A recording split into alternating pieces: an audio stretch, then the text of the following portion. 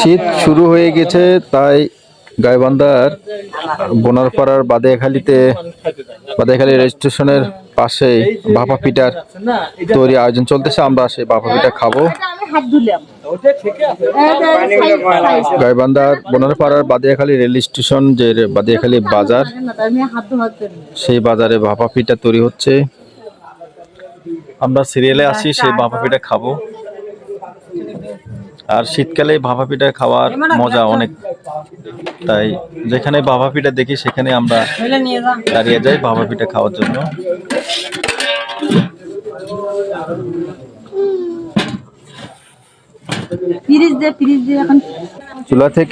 চুলা থেকে নামানো হয়েছে পিঠা, বাস এখন আমি খাবো এটা।